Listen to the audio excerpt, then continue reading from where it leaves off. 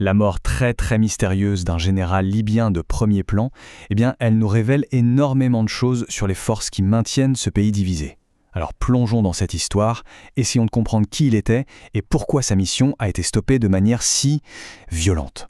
Voilà des mots puissants, n'est-ce pas? Ils sont du général Mohamed Al-Haddad, le chef d'état-major de l'armée de l'Ouest de la Libye.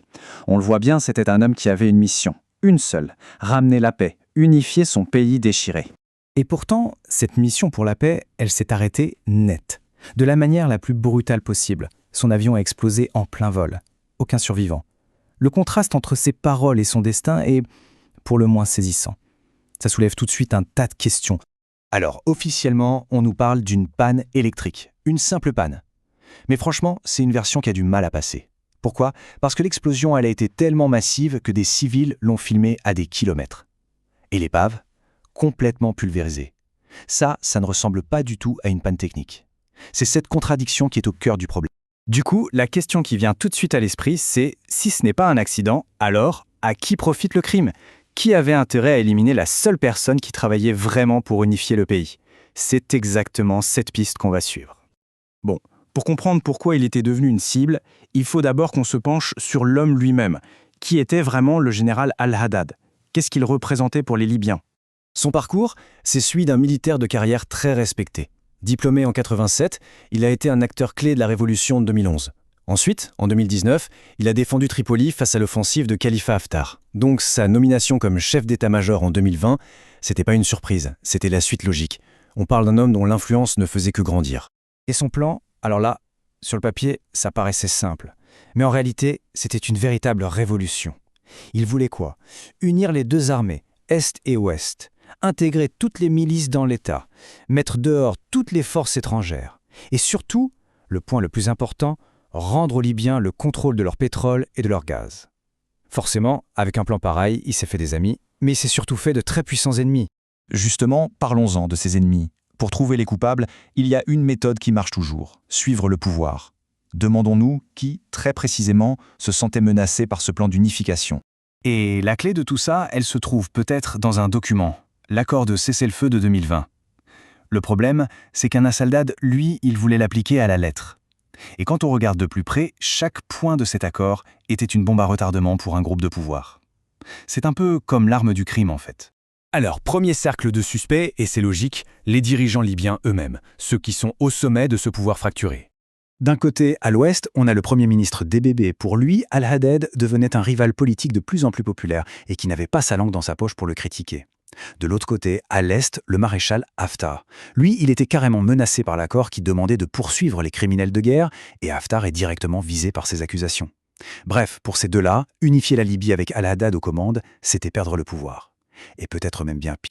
Mais attention, l'histoire ne s'arrête pas là. Il ne faut pas regarder que la Libye. Parce qu'il y a des acteurs internationaux très puissants, qui ont des intérêts énormes, militaires et économiques, à ce que la Libye reste divisée. Regardons un peu ce jeu d'échecs géopolitique. La Turquie et la Russie, par exemple, perdraient leurs bases militaires si précieuses en Méditerranée. Pour la Russie, c'est une porte d'entrée essentielle pour ses opérations en Afrique. Et Israël? Eh bien, une Libye en plein chaos, ça veut dire que l'armée égyptienne est occupée à l'ouest et ne regarde pas trop vers l'est. En clair, une Libye unie et forte, ça viendrait complètement chambouler les plans de tout le monde. Et au cœur de tout ça, il y a un chiffre. 55 000 milliards. C'est le volume, en pieds cubes, des réserves de gaz naturelles libyennes. C'est absolument colossal. Et on ne parle même pas des quasi 50 milliards de barils de pétrole. Voilà le vrai trésor. C'est ça l'enjeu.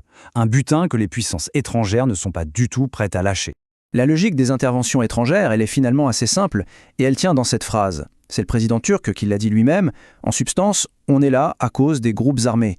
Donc, si on suit ce raisonnement, le plan d'Al-Haddad, qui voulait justement intégrer toutes ces milices dans l'armée nationale, eh bien, il faisait sauter leur principale excuse pour rester. C'était leur porte de sortie obligée.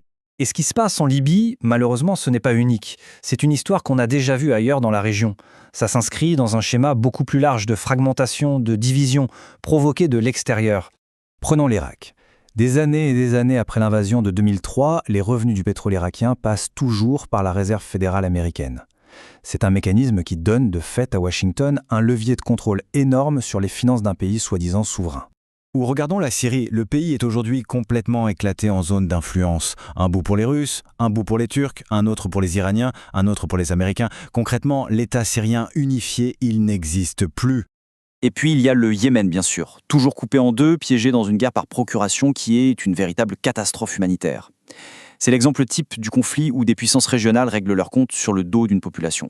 Et le point commun dans tout ça, c'est qu'il y a une méthode, une sorte de manuel. Ça se passe toujours pareil. D'abord, on affaiblit le pouvoir central. Ensuite, on souffle sur les braises des conflits locaux. Puis on exploite les ressources. Et à la fin, on s'assure que les leaders locaux ont besoin de l'aide étrangère pour exister. C'est le manuel parfait de la division. Et il est appliqué avec une efficacité redoutable. Alors après ce détour, revenons à la Libye. Qu'est-ce que la mort du général Al-Haddad nous dit au fond sur l'avenir du pays ? On a donc fait le tour des suspects, des mobiles. Alors au final, qui a tué le général Al-Haddad ?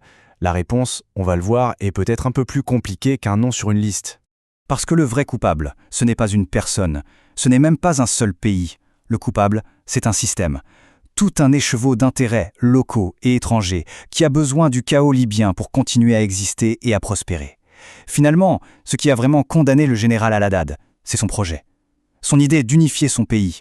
Dans un système comme celui-là, l'unité, c'est l'anomalie. C'est la menace qu'il faut à tout prix éliminer. En fait, la mort du général, c'est un avertissement, un message très clair envoyé à quiconque oserait rêver d'une Libye unie et souveraine. Sa mission à lui a été stoppée net. Mais la vraie question, elle reste entière et maintenant elle se pose au peuple libyen. Est-ce que le rêve d'unité est mort avec lui ou est-ce que quelqu'un d'autre va reprendre le flambeau ?